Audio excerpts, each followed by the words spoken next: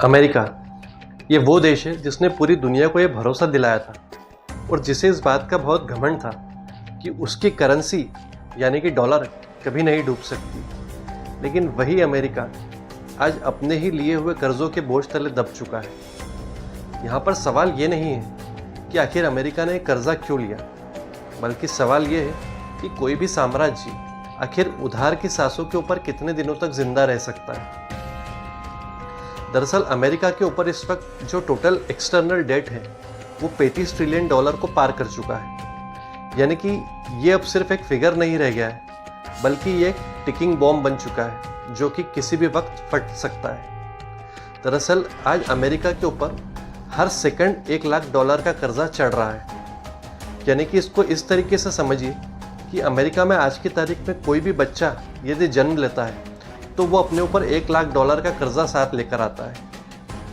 दरअसल ये सिर्फ अमेरिका के लिए चिंता नहीं है, बल्कि भारत के लिए भी एक वार्निंग बन चुकी है। क्योंकि भारत ऐसा नहीं है कि सिर्फ अमेरिका ने ही कर्जा लिया है, दुनिया के बाकी देश समेत भारत सभी ने एक्सटर्नल डेट ले रखा है।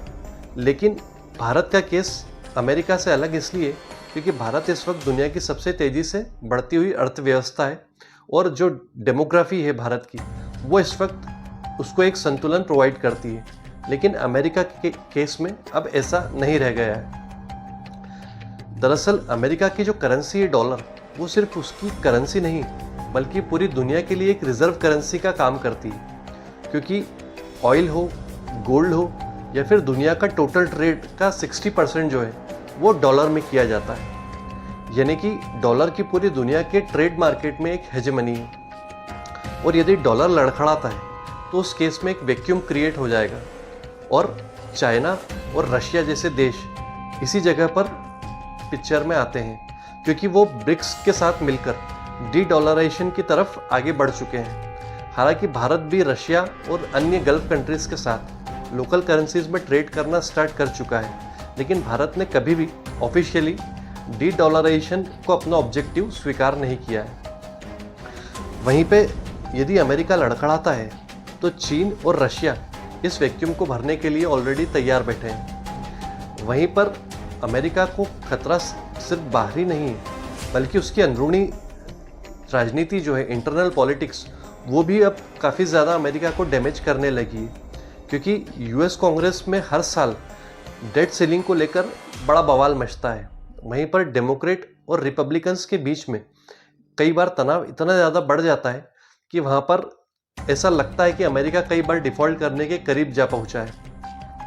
और इसी के साथ साथ सोचिए, जो दुनिया की सबसे बड़ी अर्थव्यवस्था है, यदि वो अपना कर्जा अदा नहीं कर पाए और वो अपनी डेट सर्विसिंग को फुलफ़िल करने में यदि अक्षम हो जाए तो उस केस में इसके झटके सिर्फ वॉशिंगटन और वॉल स्ट्रीट तक ही सीमित नहीं रहेंगे, बल्कि दिल्ली, बीजिंग और टोक्यो तक में उसका असर महसूस किया जाएगा।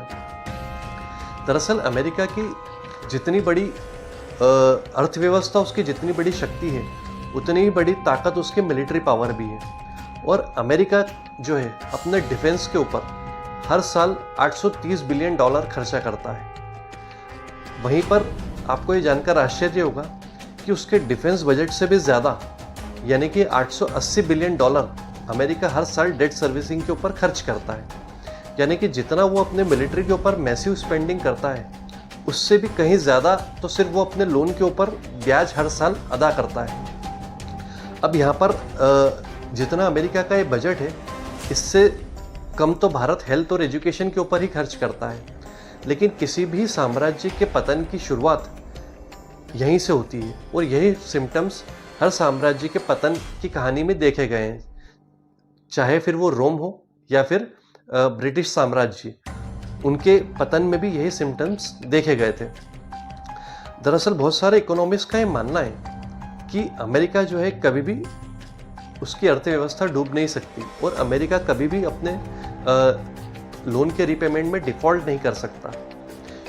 इसका कारण ये है कि अमेरिका के पास ये पावर है कि वो डॉलर्स को और ज़्यादा प्रिंट कर सकता है, उसके पास प्रिंटिंग प्रेस है, ऐसा कई इकोनॉमिस्ट का मानना है। क्योंकि अमेरिका जब चाहे वो और ज़्यादा डॉलर्स को प्रिंट कर सकता है।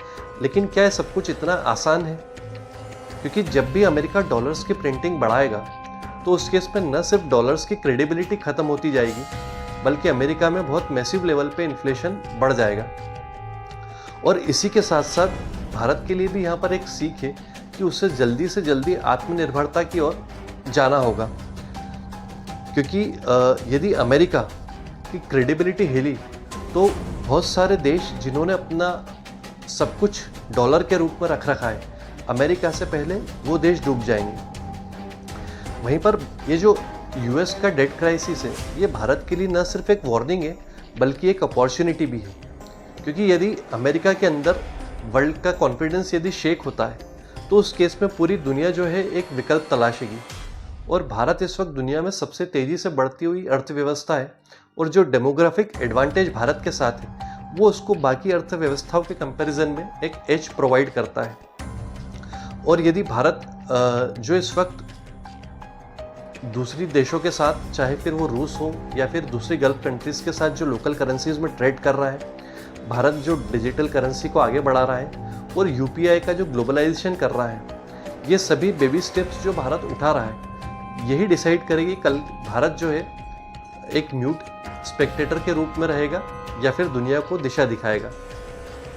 और अंत में हम ये बात कहना चाहेंगे कि किसी भी कोई भी साम्राज्य या कोई भी किला तब तक ही मजबूत दिखता है जब तक कि वो गिर नहीं जाता। और अमेरिका का जो कर्ज का बबल है वो इस वक्त इतना बढ़ चुका है कि ये उसकी पतन का शंखनाद यहाँ पर हो चुका है। और इसकी आहट और इसका खतरा न सिर्फ वॉशिंगटन और न्यूयॉर्क में महसूस किया जा रहा है, बल्कि चिंता की लकीरें दिल्ली में भी महसूस की जा रही है। लेकिन यहाँ पर एक बात देखने वाली है कि यदि बड़ा हाथी गिरता है तो उसकी धूल सभी जगह उड़ती है।